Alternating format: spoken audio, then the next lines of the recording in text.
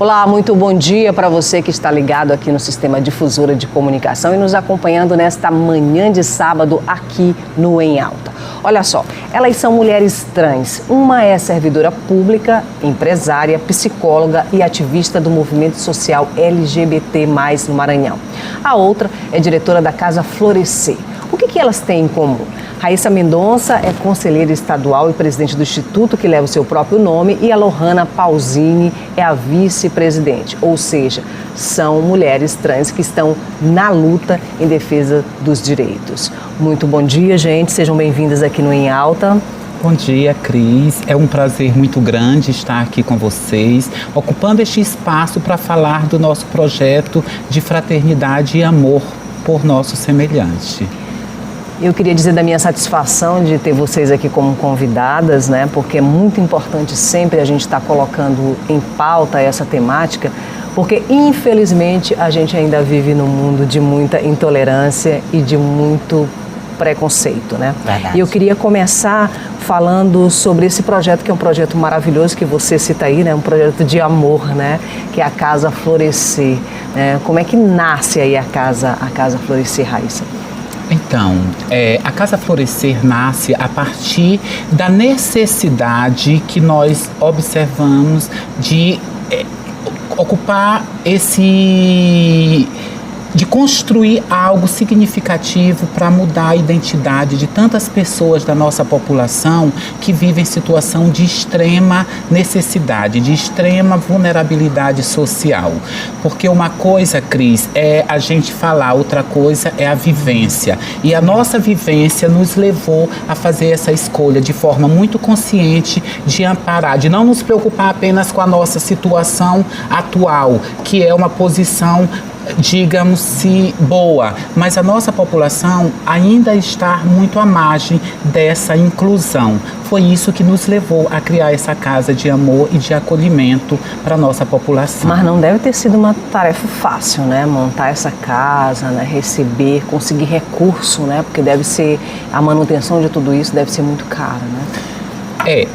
É um desafio diário que a gente enfrenta. Sempre eu converso com a Lohana, sempre eu converso com nossos diretores, que a gente precisa ter muito amor, muito foco e muita determinação. Agora, no dia 27 de fevereiro, a nossa casa fez 1 ano de existência, de fundação. Por ela já passaram mais de 60 pessoas que tiveram suas identidades ressignificadas.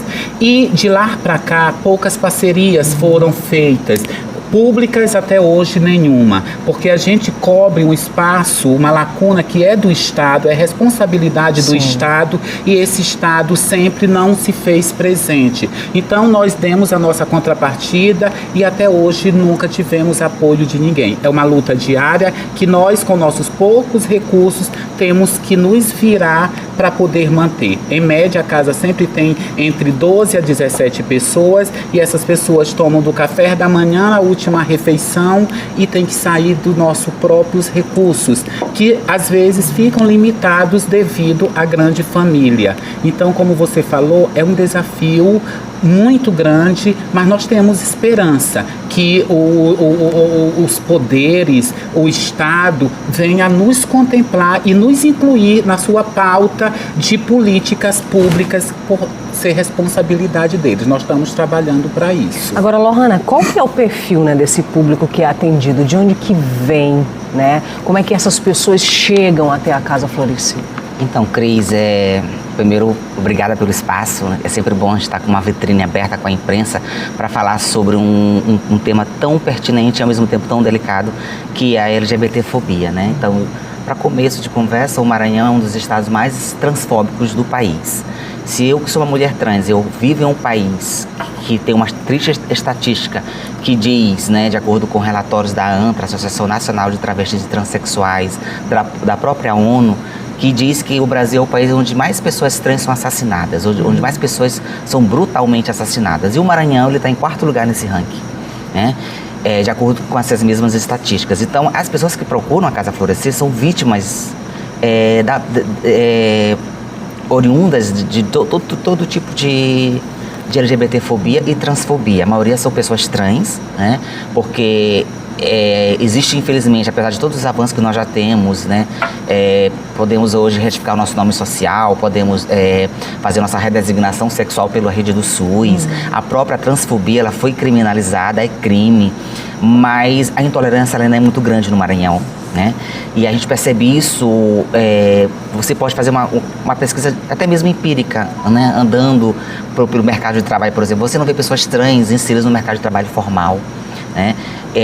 Pessoas trans tendo um curso superior, são pouquíssimas, né? Eu, por exemplo, a Raíssa temos curso superior, nós nos sentimos privilegiadas, parece que é um espaço que não nos pertence, né? Mas por quê? Porque parece que delimitado uma linha... Como se vocês fossem exceção, né? Exatamente, que não deveria ser. Então, assim, parece que traçou-se uma linha imaginária que é extremamente transfóbica por essa sociedade, né, discriminatória, que nos coloca à margem dessa sociedade. Então, mulher trans, você tem que ser cabeleireira, você tem que ser esteticista, no máximo, se você quiser singrar para outro ramo profissional, ou profissional do sexo, porque 90% está na prostituição, né? E uma coisa leva a outra. E por que está? Se você for fazer também uma pesquisa séria, que eu faço esse tipo de trabalho, como ativista, além de vice-presidente e diretora da Casa Florescer Maranhão, eu sou conselheira do Conselho Estadual LGBT, então nós trabalhamos diretamente com esses dados. E dialogando com a Secretaria de Direitos Humanos do Estado do Maranhão e outros órgãos afins, para tentar minimizar os impactos negativos. Claro que isso afeta diretamente a vida de uma pessoa LGBT. Então, as pessoas, respondendo a sua pergunta, elas nos acessam através das nossas redes sociais, né, do próprio Conselho e de diversas outras ONGs que são parceiras nossas desse sentido, de estar encaminhando essas pessoas. E elas nos chegam de todo o Estado do Maranhão. Eu imagino que são pessoas que chegam muito feridas, sim, né? Feridas do ponto de vista de alma, espírito, né? São pessoas que passaram por situações muito difíceis. E graças a Deus na Casa Florescer, além do acolhimento, como a Raíssa já falou, propriamente dito, que é dar esse conforto, dar essa segurança para a pessoa que perdeu um lar, porque a intolerância ela começa no seio da família, então ela vai para a rua, ela não tem um curso superior, ela não tem uma capacitação profissional, uma qualificação, então ela fica literalmente vulnerável. E aí ela acaba sofrendo violência física, moral ou mesmo psicológica. Então realmente ela entra na casa com uma bagagem emocional muito carregada, com traumas emocionais. E aí, graças a Deus, contamos na Casa Florescer Maranhão com uma rede de colaboradores voluntários, que são psicólogos, que são médicos, que são enfermeiros, advogados, que nos auxiliam nessa assistência. Né? Porque a Casa Florescer ela é mantida pelo Instituto Raíssa Mendonça até o presente momento, nós não temos parceria com ninguém e graças a Deus as coisas estão caminhando devagar, mas estão com essa rede de voluntários que nos dão esse total apoio. Porque quando uma pessoa chega lá, por exemplo, uma trans, que chega extremamente violentada em todos os aspectos, ela vai precisar de uma assistência psicológica, né? De uma assistência também jurídica. E a gente oferece também, além do acolhimento, esse amparo. Existe essa preocupação, eu pergunto, vocês fiquem à vontade para responder, de uma reintegração familiar, ou seja, de olhar para essa família, né, do trans como se fosse um núcleo que precisa de fato ser cuidado, né? Porque eu penso que está todo mundo doente, né? Tanto quem sofreu a violência lá no lar, né? Que em geral são pessoas que são expulsas do seu lar e são expulsas muitas vezes na adolescência, né? Quando isso começa a aparecer, né? E que a família trata isso como se fosse uma doença e algo, assim como a sociedade também trata, né? Então, essa criança, esse adolescente é expulso do lar, né? São perdidos vínculos, mas eu penso que essa família ela também precisa ser tratada e aí é onde deveria estar a mão do Estado, né?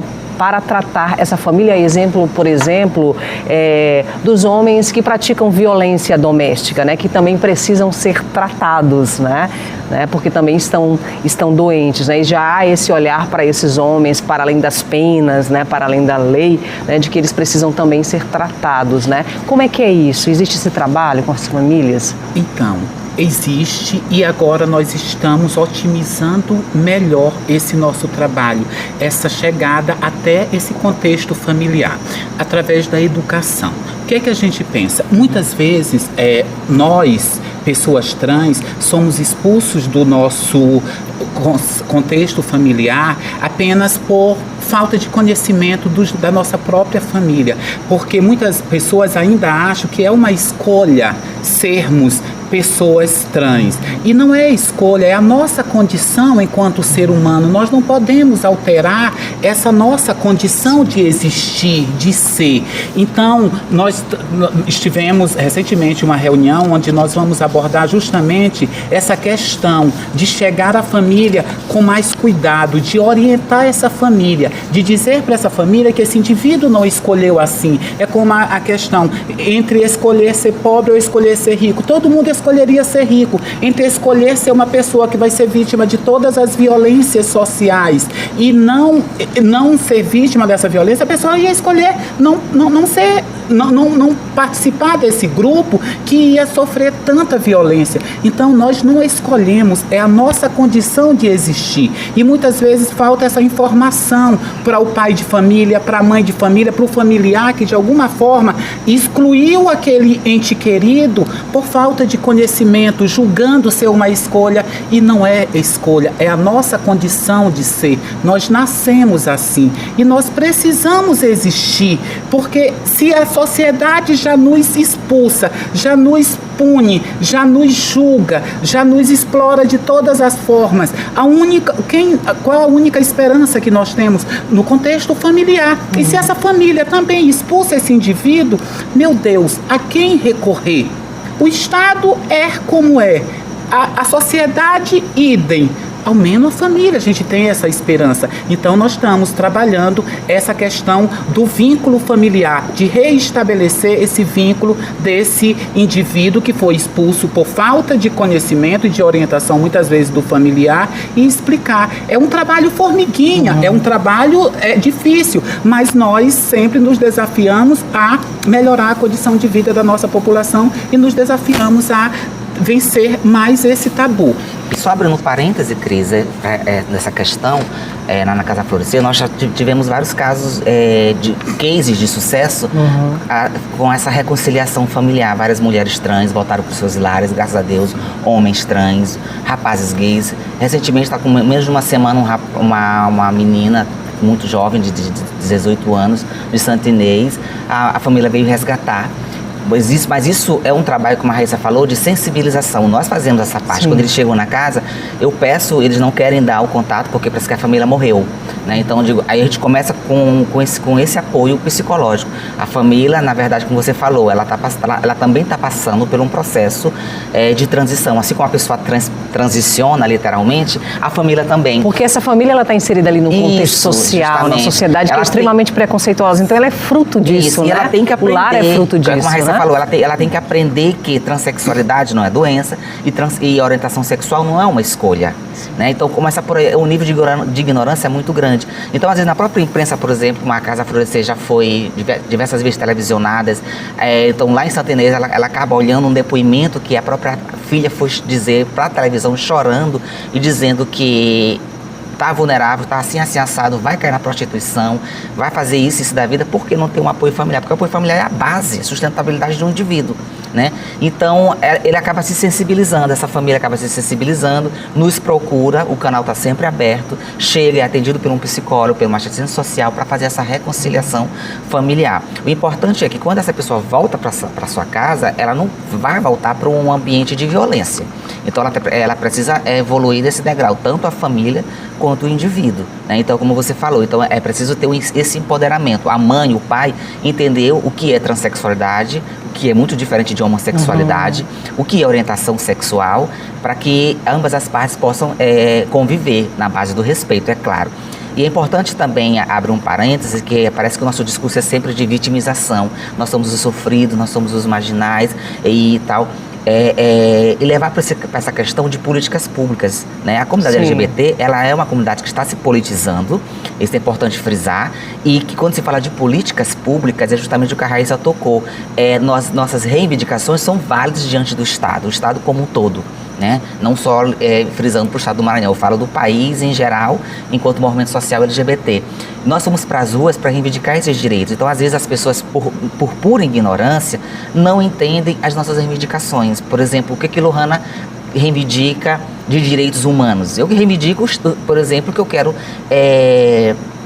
competir como qualquer outra pessoa no mercado de trabalho. Por que por eu ser trans eu tenho que ser apenas profissional do sexo? Onde está escrito isso? né? Eu sou jornalista, então eu posso atuar como jornalista por eu ser trans. A Raíssa em qualquer área, em qualquer espaço. Qualquer área. A Raíssa é psicóloga, ela pode atuar na área dela como psicóloga, né? Então não existe isso. Mas então as pessoas que nos taxam dizendo que nós queremos privilégios, porque é o que falam, né? As pessoas que são contra o nosso...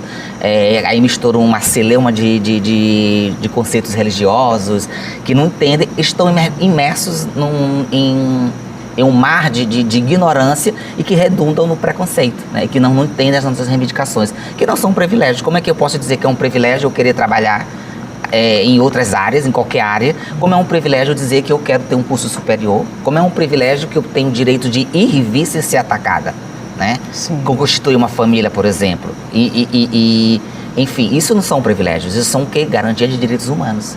Né? Então é esse a nossa luta diante o que levantou, por exemplo, a Casa Florescer Maranhão. Ela é um escudo hoje em dia no estado do Maranhão, considerada como do combate à LGBTfobia, porque não só ela acolhe essas vítimas, como também o Instituto Raíssa Mendonça está inserido no Conselho Estadual LGBT para dialogar com essas secretarias e dizer: Estado do Maranhão, é importante que o que a gente conquista a nível nacional, vocês filtrem para cá, né, enquanto políticas públicas.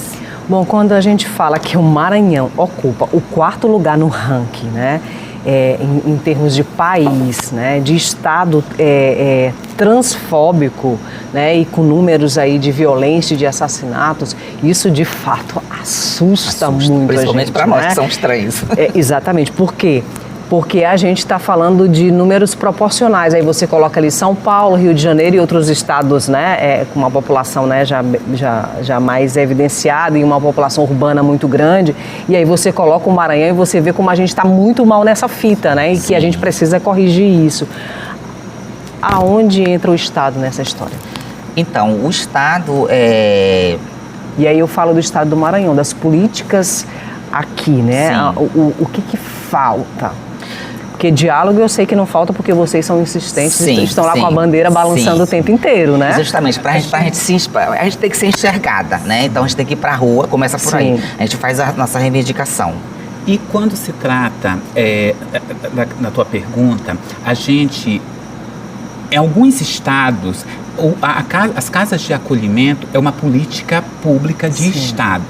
A nossa principal bandeira neste primeiro momento é sensibilizar os nossos representantes, os nossos governantes, para que esse acolhimento daqui do nosso Estado também se torne pauta das políticas públicas de Estado. A gente tem casas de acolhimento no interior do Estado? A única casa de acolhimento no nosso Estado que nós temos é a Casa Florescer, que apesar de ser a única em todo o território do nosso Estado, até hoje ainda não sensibilizou os nossos governantes a apoiar, a nos dar o suporte, porque nós demos nossa contrapartida. Recurso público e apoio para cá. Isso, enquanto na grande parte dos estados brasileiros, isso faz parte da agenda do Estado. E nosso principal objetivo neste momento é incluir a casa de acolhimento do nosso Estado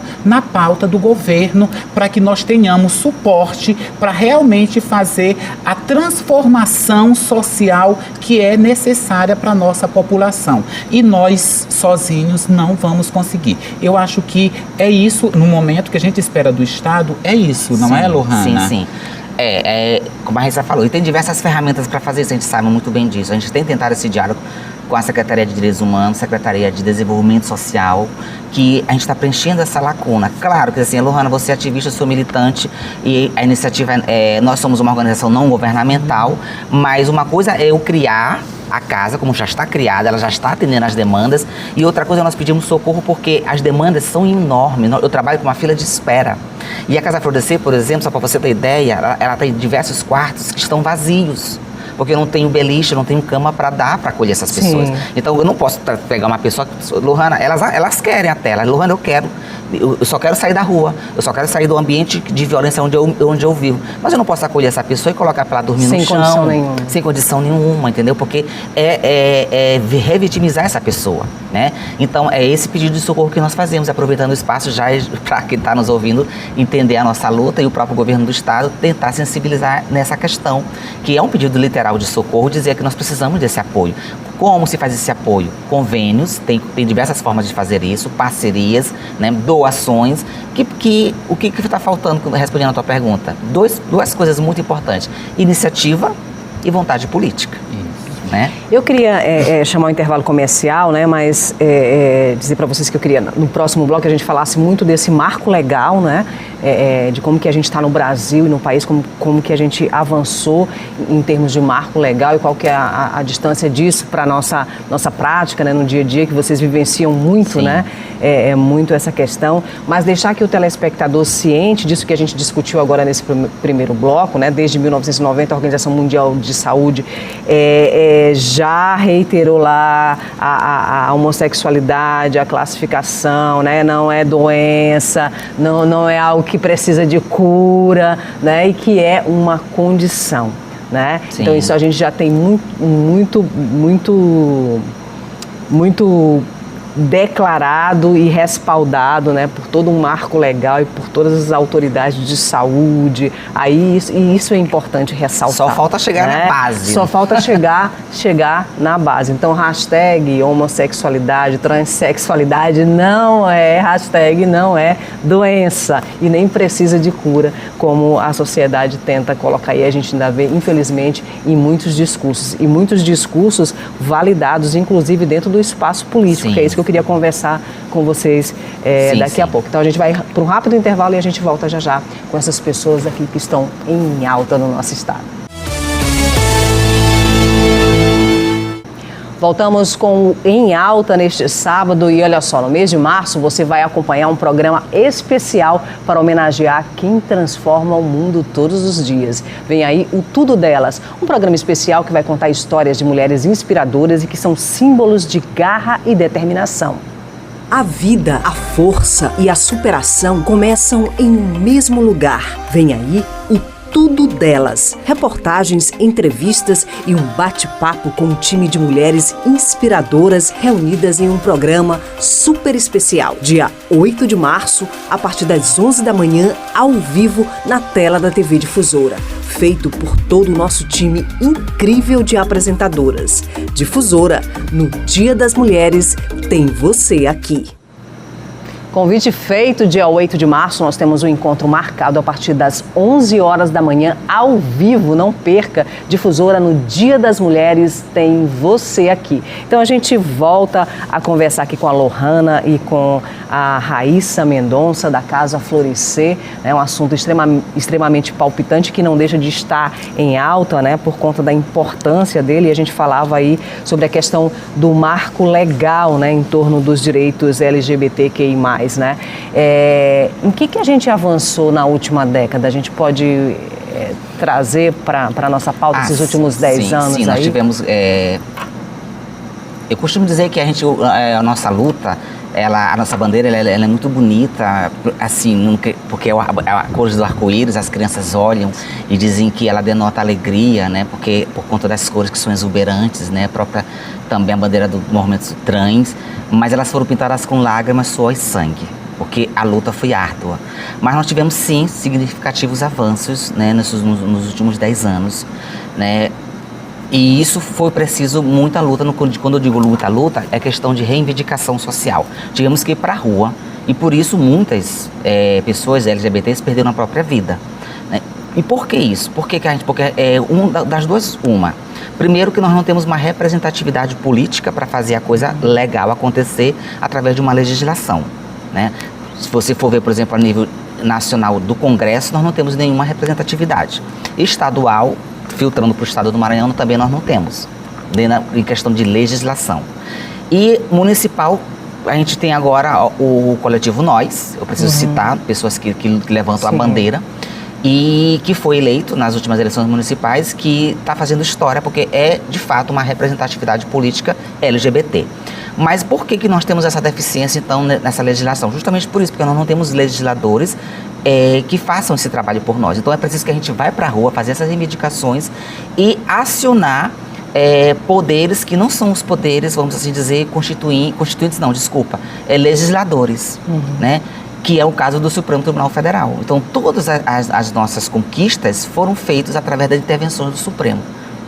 Né? Vou citar um exemplo para você, a retificação do nome social. Foi preciso que nós entrássemos com ações, né, em conjuntas com diversas ONGs, isso é o movimento social LGBT em ativa, e ele atendeu e colocou isso como decreto. Né? Mesma coisa, a própria criminalização. Por quê? Porque a gente tem anos a fio projetos tentando tramitar no Congresso e eles não são aprovados. Porque não entendem que LGBTfobia, transfobia, homofobia não deveria ser crime. Como é que não pode ser crime você discriminar alguém, não deixar essa pessoa acessar um espaço público, né, literalmente, ou excluir uma pessoa de uma entrevista de emprego, ou simplesmente discriminar essa pessoa pela condição de quem ela é? Como que isso não pode ser crime? Você tirar a vida dessa pessoa apenas por ela ser quem ela é. Sim. Claro que deve ser crime, mas as pessoas ficam cegas no seu preconceito e que estão ali no espaço de poder e não deixavam isso passar. Então foi preciso que a gente acionasse o Supremo Tribunal Federal, né? Graças a Deus a gente conseguiu isso, e que fez, na verdade, quando ele disse que a LGBTfobia é crime, ele abriu um parênteses até o Congresso legislar. Né? Mas então o que ele fez, na verdade, o Supremo? Ele colocou a LGBTfobia como crime de racismo, que é considerado hoje em dia.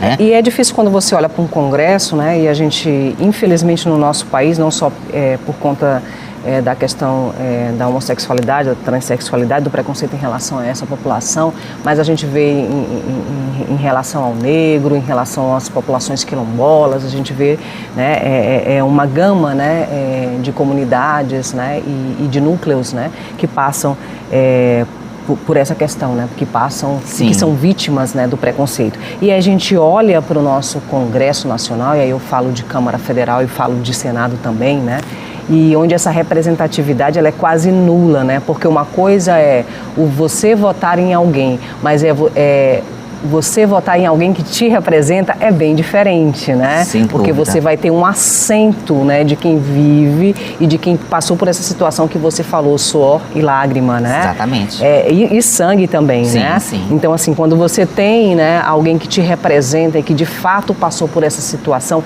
essa pauta ela vai estar mais efervescente dentro do Congresso Nacional, né? Tá faltando essa representatividade. Exatamente. Né? É por isso que eu acredito que pode ser pessimista da minha parte, mas eu acredito que no país que não é o que eu vivo, porque é o país mais transfóbico do mundo, né? O Maranhão não fica muito atrás do estado, como eu falei para vocês na questão de estatísticas. Então eu acredito que a situação eu enxergo literalmente como a realidade tal como ela é. Que nesse país só LGBTs lutam por LGBTs. Né? Então, de fato, por exemplo, para que isso possa tramitar, ou sonhar uma utopia que hoje em dia para eu sonhar, é preciso, por exemplo, uma mulher trans estar dentro do Congresso. É preciso homens gays, que de fato eu sei que existem, né? Mas enfim, não vão levantar a bandeira por questões óbvias deles próprios. Mas assim, eu sou um homem empoderado gay e vou lutar por esta comunidade, que é uma comunidade, uma minoria. É preciso que se entenda que por que vocês lutam tanto por política? Que nós somos uma minoria. Sim. E a Constituição, ela nos dá essa garantia. Ela diz o quê? As minorias precisam ser amparadas por políticas públicas. Porque senão elas são esmagadas por quem está no espaço de poder há séculos. E aí a gente fala de políticas transversais, né? Porque a gente está falando de saúde, né? De mercado de trabalho, de educação, né? Tudo isso que hoje tem sido negado, né? De direito a um núcleo familiar, ao nome, a uma identidade, né?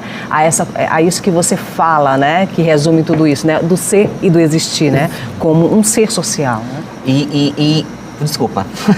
E é importante essa pauta da política porque, por exemplo, eu fui candidata a vereadora nas últimas eleições, tive essa experiência, né? E eu fui empurrada assim, porque eu nunca sonhei em ser política, né? Mas eu fui empurrada até então porque eu sou uma liderança no movimento social LGBT, né? Tenho essa visibilidade por trabalhar, por lutar por direitos humanos, por dialogar com o poder público em todas as esferas, né? a própria Casa Florescer, ela tem uma grande visibilidade nesse sentido, como eu falei para você, ela é um escudo considerada hoje contra a LGBTfobia. E aí as pessoas nos questionaram isso, por que vocês não vão fazer essa representatividade que vocês anseiam e lutam tanto, né? Então, tem esse anseio? Tem. A comunidade LGBT, ela precisa ser politizada melhor, é claro, né?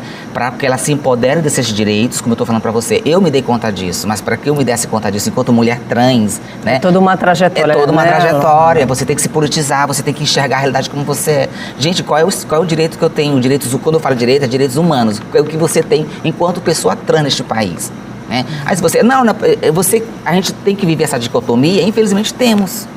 Porque a sociedade que domina, que está no espaço de poder, é a heteronormativa, é a branca, que todo mundo sabe disso. Então, nós, a minoria, estamos esmagadas. O negro foi assim, né? O negro, até a década de 70 neste país, para ele ser respeitado, foi preciso que se dissesse que era racismo.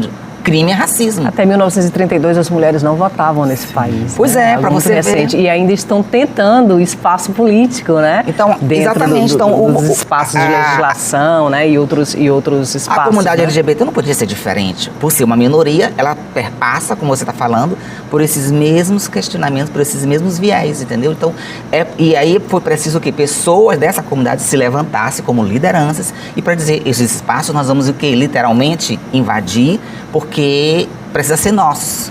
Eu tenho que lutar por essa pauta, eu preciso me levantar. Bom. Eles falam muito em igualdade. A igualdade, Cris, é algo que a gente sabe que a nossa geração atual não alcançará. Nós amenizamos esse pedido, esse clamor. Nós já buscamos a equidade, porque eu acho que a equidade é mais fácil de alcançarmos, porque com jurisprudências a gente pode alcançá-la. E a igualdade é toda uma desconstrução social para poder reconstruir essa tão sonhada igualdade. Raíssa, você acha que a próxima geração consegue ver isso? Se você me disser isso, eu vou ficar muito feliz, porque eu queria muito que os meus filhos chegassem a encontrar essa sociedade, né, de mais igualdade, assim, não é utópico? A gente precisa pensar que isso não é utópico? A gente precisa acreditar. A gente precisa sonhar, a gente precisa renovar diariamente a nossa esperança. Olha, quando a Lohana falou ainda há pouco sobre avanço macro, os avanços que nós alcançamos nos últimos 10 anos, estar diante de uma jornalista respeitada, de um sistema de comunicação respeitado nacionalmente como este, é avanço, Cris. Antes, 2 mulheres trans não eram chamadas para falar das suas dores, das suas lutas, das suas angústias. Hoje, é aberto essa janela para nós falarmos para o mundo que nós precisamos apenas existir e com bons pensamentos, bons sentimentos e com fraternidade, porque as pessoas quando taxaram nós como um público que não tem amor, que não tem sensibilidade, que não pensa na dor do próximo. E vocês abrir este espaço para nós dizermos para a sociedade como um todo que nós estamos na caminhada como formiguinhas, lutando por essa equidade, lutando por essa tão sonhada igualdade, eu acredito que as gerações futuras dos seus filhos, dos meus sobrinhos, é possível sim, mas para isso nós não podemos perder a esperança no presente, nós não podemos desistir de lutar, nós não podemos desistir de ocupar esses espaços de poder, porque só quando nós conseguirmos ocupar verdadeiramente esses espaços de poder que nós vamos dialogar mano a mano,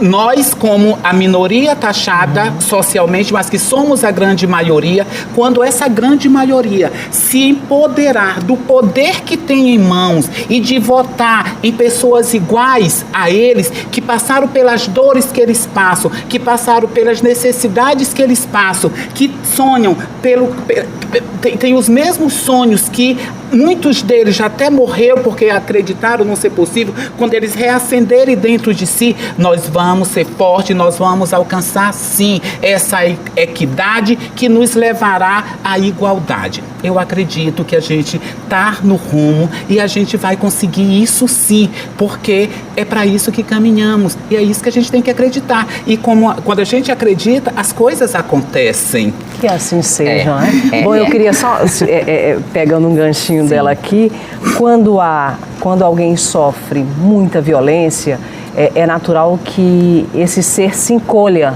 né? E eu estou falando de ser, né? Nós, seres humanos, os animais, todos aqueles seres viventes, né, desse planeta. Fica acuado. Né? Então a gente fica acuado. Então é difícil você ir despertando, né, para a noção de direito, para aquilo que você é, para a sua identidade, para você como um ser que precisa ocupar um espaço, né? Então, primeiro, eu penso que há uma preocupação de vocês de trabalhar com essa população isso, né? Sim, é questão do empoderamento, como eu falei.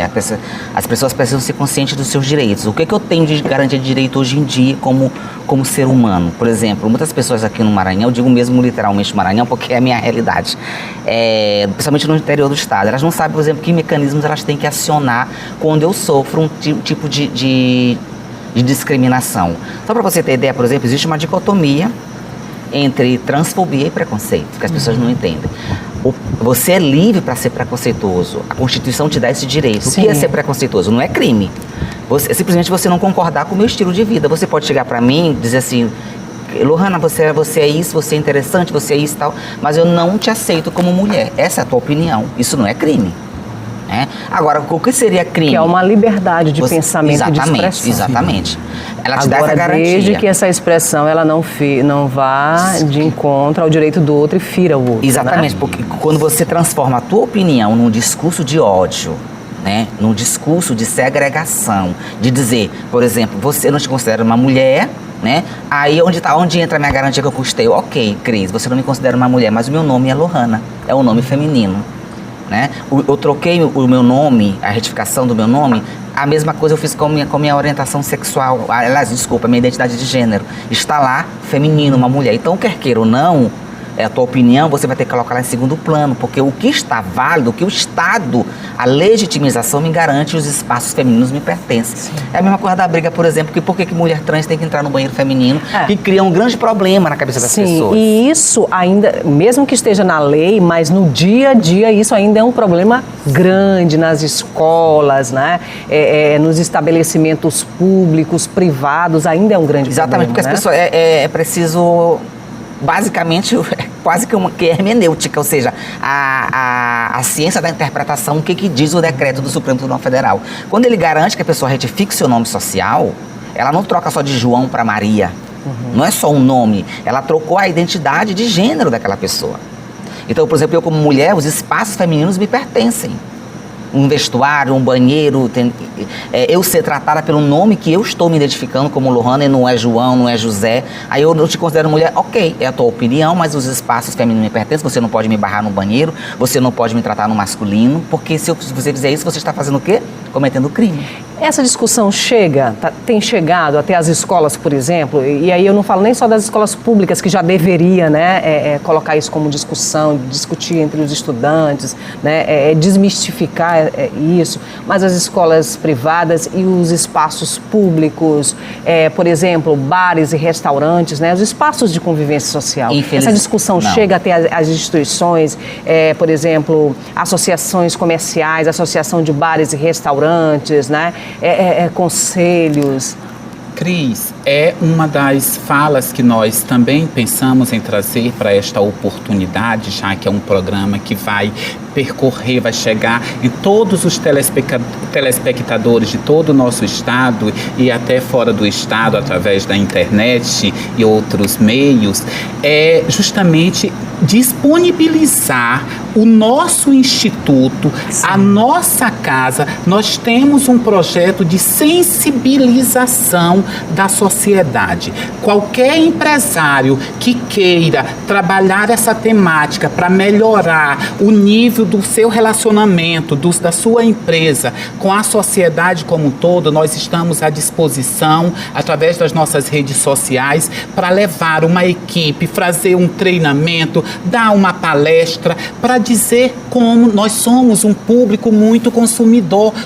Nós consumimos em todos os setores da sociedade. Então, esse empresário que tem essa sensibilidade, que queira melhorar a sua relação com os seus clientes, que foge ao padrão heteronormativo, nós estamos à disposição para fazer esse treinamento, levar as informações necessárias só para humanizar melhor o tratamento com a nossa população, porque até nós, mulheres empoderadas, mulheres esclarecidas, às vezes eu passo com muita facilidade por todos esses percalços, porque Sim. eu já detenho conhecimento próprio de quem sou, o que vim fazer no mundo e qual é o meu papel. Mas a grande maioria não, grande né? maioria não. Isso é uma violência quando uma pessoa vestida de mulher, toda arrumadinha, é chamada de ele, de senhor. É um desrespeito. Então nós só queremos ser respeitados com nossa identidade, com aquilo que nós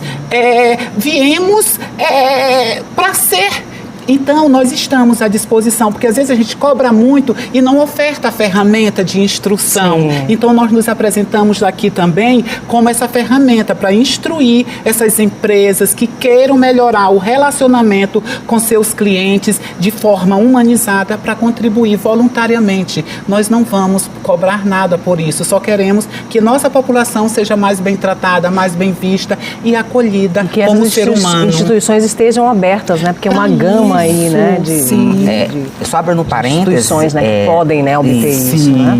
Porque assim, quando a Raíssa toca nesse assunto, né, de nós darmos essa contrapartida, de querer ajudar como ferramenta o próprio poder público, né, e a gente tem feito esse diálogo enquanto Conselho Estadual LGBT, enquanto Instituto Raíssa Mendonça também, mas só para ter um exemplo que aconteceu ano passado, numa escola pública aqui da capital, estadual, nos pediu socorro a mim, eu conheci a diretora da escola, onde tinha lá 16 alunos transgêneros, né?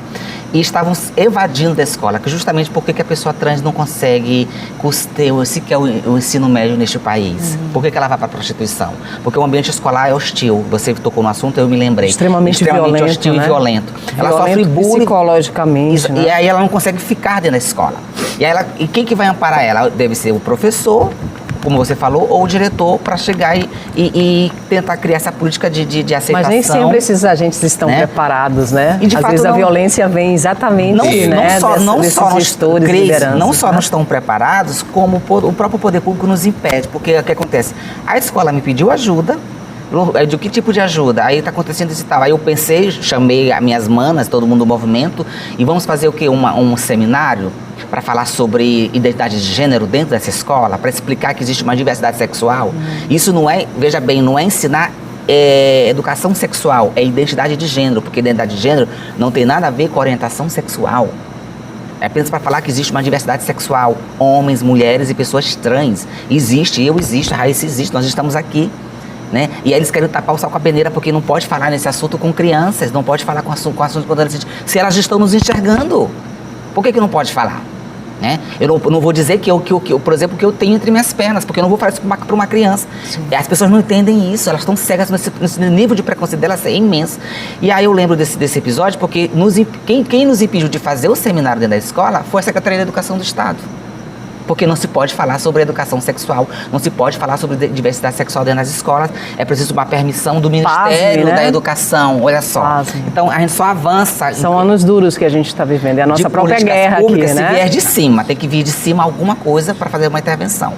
Né? E é complicado. Eu acredito, como você falou na questão, as gerações futuras vão ser melhor do que a nossa, serão na base da educação.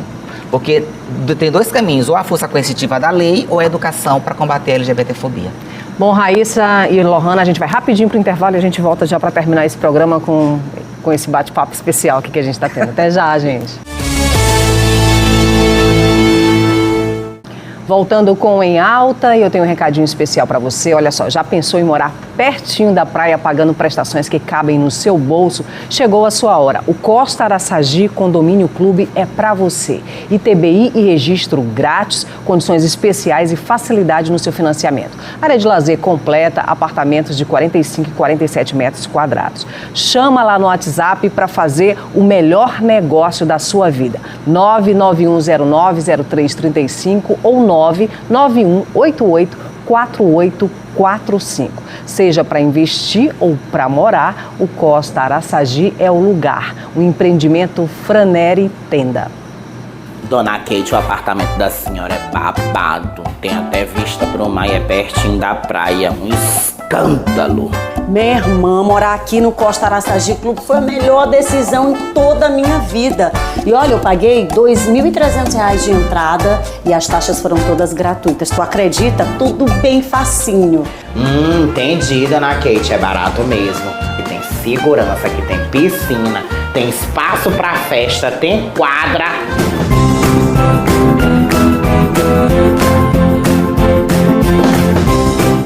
Seja para investir ou morar, o Costa Araçagi Clube é o lugar. Ô vizinha! Dona Kate, agora nós somos vizinhas. Eu apliquei os meus investimentos no Costa Araçagi Condomínio Clube e realizei meu sonho. Costa Araçagi É pra você. o empreendimento Franeri Tenda. Bom, vamos voltar aqui à nossa conversa, a gente já está caminhando aí para o final do programa, mas eu queria perguntar, essa questão do espaço político, da representatividade, a gente está num ano eleitoral, né? Vocês se propõem a ocupar esse espaço? A Raíssa me parece que é pré-candidata aí, né? Então, Cris, vendo a falta que nós temos de ocupar esses espaços de poder, nós estamos como pré-candidata a deputada federal. Não é uma candidatura da Raíssa Mendonça, mas é de todo um segmento, de todo um movimento, de todo um coletivo de movimentos sociais que sonham em ocupar esse espaço. Então, nós estamos colocando em prática os mecanismos que Deus nos deu de empoderamento, de conhecimento e colocar em prática aquela fala que todo conhecimento que não é contribuído, que não é repassado, é egoísmo. Então, nós queremos contribuir com a nossa história de vida, com o nosso legado, com nossa luta, com a nossa força de vontade para ser uma ponte para essas pessoas voltarem a acreditar, para inspirar pessoas que cada um de nós podemos estar no espaço onde acreditamos ser possível. E ocupar esse espaço para trazer, porque todas as políticas públicas, tem pessoas que dizem, Raíssa, por que não é pré-candidata a deputada estadual? Porque não é no Estado, não é do Estado que vem as diretrizes, vem do Congresso Nacional. E o preço que se paga para sonhar menor é o mesmo para sonhar alto. Então, nós queremos ocupar esse espaço lá em cima, justamente porque é de lá que vem as políticas públicas para poder chegar até a base. Se não tivermos pessoas da nossa população, não é, Lohana, lá em cima, para ocupar esse espaço, para discutir com o sistema superior, para trazer algo para essa população, não vai ser possível. Nós vamos continuar com a marmita de porta em porta, querendo fazer a transformação que sonhamos. E não vai ser possível. Então, nós ousamos colocar o nosso nome à disposição da sociedade como pré-candidata nesta próxima eleição ao cargo de deputada federal. Gente, como a gente está caminhando aí para o final do programa, eu queria ter um tempinho para guardar esses 6 minutinhos aqui para a gente falar a respeito. Eu queria chamar uma frase aqui que eu busquei para a gente discutir, né? Quando falamos, temos medo de que as nossas palavras não vão ser ouvidas ou bem-vindas. Mas quando estamos em silêncio, ainda temos medo. Por isso é melhor falar. É do Audre Lorde, né? Essa frase, né? Profunda. Então sempre é preciso falar, né? Porque o silêncio também denota medo. Se a gente fala, a gente tem medo, se a gente fica em silêncio, a gente tem medo, mas a gente não tem ação, né? E eu penso que a partir da história de vidas da história de vida de vocês, né? Mulheres que eu considero mulheres superpoderosas, né? Tem, né, dor, né? Creio que teve medo, né? Creio que teve sofrimento. E essa história pessoal de vocês é que faz com que vocês hoje estejam aí à frente desse movimento, né? Estejam levando esse movimento adiante e sonhando alto, né? Porque eu creio que a gente precisa sonhar alto sempre, né? E séculos então é de história, silêncio. né? História e experiência que tem aí, né? Sim. Para vocês duas, eu queria que vocês falassem a respeito disso, né? foram Pedi para deixar aqui a frasezinha aqui na tela pra gente. Maravilhosa essa frase, porque quando ele fala de ainda que não tenhamos medo, estamos em silêncio, é preciso falar. A nossa comunidade, a comunidade trans, ela foi há séculos silenciada, Cris, entende? As pessoas entendem e pensam que trans é modinha, é coisa que nós inventamos, somos coisas agora da atualidade, inventamos ser mulher, homem que nasceu mulher, que quer virar mulher, é coisa do contexto social agora. Aí por que não faz um recorte histórico para você ver que transexualidade sempre acompanhou a humanidade? Né? Infelizmente nós não vamos ter tempo para dar uma aula de história para te explicar que aqui sempre existiu transexuais no decorrer da história. Nós poderemos fazer lá na frente outro programa, né? Sabe, mas o problema é que nós fomos silenciadas, é justamente precisamos pessoas que fossem empoderadas para ir para a rua e reivindicar e dizer, olha, eu existo. É o que nós estamos fazendo aqui, como a Raíssa falou. O espaço, por exemplo, essa vitrine maravilhosa que é a imprensa, que muitas pessoas estão me ouvindo agora no estado do Maranhão inteiro e no mundo, que a internet está aí para isso, né? Antigamente não tinha esses espaços, então nós éramos literalmente silenciadas, né? Então a palavra dele, a frase dele é quase uma profetização, né? Então é maravilhosa de questão de empoderamento. Fomos silenciadas, apesar dos nossos medos, mas nós estamos aqui para dizer que nós existimos e que somos pessoas politizadas, empoderadas e que não queremos ser vistas. Eu, Lohana Pausini, não quero ser apenas vista como uma vítima da sociedade. Eu quero ser vista como uma mulher empoderada, politizada e consciente da garantia dos seus direitos humanos. E que estamos fazendo uso do nosso saber, da nossa fala, rompendo com o nosso silêncio para inspirar novas pessoas. Dizer que não é em silêncio que se encontra a solução. Às vezes é preciso silenciar, sim, em determinados contextos, mas quando nós tivermos oportunidade, nós temos que botar para fora os nossos sonhos, colocando para fora o nosso sonho, a gente rompe com as nossas angústias, com as nossas dores, como você falou no início. Nós temos dores, nós temos decepções, nós temos angústias, nós temos sonhos não realizados. Nós temos tudo que qualquer ser humano tem. Mas nós temos um mecanismo interior, um dispositivo tão forte que nos enche de energia que não vai nos permitir silenciar novamente. Nós vamos ser a voz de tantas pessoas que morreram para poder construir a nossa bandeira com dor, suor e sangue, para dizer para elas que a história de vida delas, que o sofrimento delas nos inspirou a lutar por essa população e nunca mais nos silenciar. Nós vamos ter educação, sim, saber a hora de falar, mas todos esses espaços que forem abertos para nós vamos falar que nós existimos e que nós resistiremos e que não desistiremos de ocupar grandes espaços para fazer grandes transformações sociais. Eu queria terminar só com uma frasinha, queria que vocês concluíssem ela. Ser e existir. O que é isso para vocês? Ser e existir. Ser e existir. Resistência. Perseverança. Todo dia. Todo santo dia, né? Sim. Então que a luta continue aí todo dia, né? Porque eu sei que vocês vão levantar daqui, sair desse estúdio já batalhando e já lutando. Sim. Desejo muito sucesso aí na trajetória pessoal de cada um de vocês, né? E na conquista desse espaço político que eu acho que creio que é extremamente importante, né? Que alguém de fato legítimo esteja lá representando, né? O seu movimento e dizer para vocês que o espaço aqui está aberto para essa luta, viu? Espaço do Em Alta, do Sistema Difusora. Nós queremos agradecer todo o espaço, todo o acolhimento e parabenizá-la por ser essa grande jornalista. Muito obrigada, eu que agradeço. Para mim é um privilégio que vocês estejam aqui, eu esteja entrevistando vocês, viu?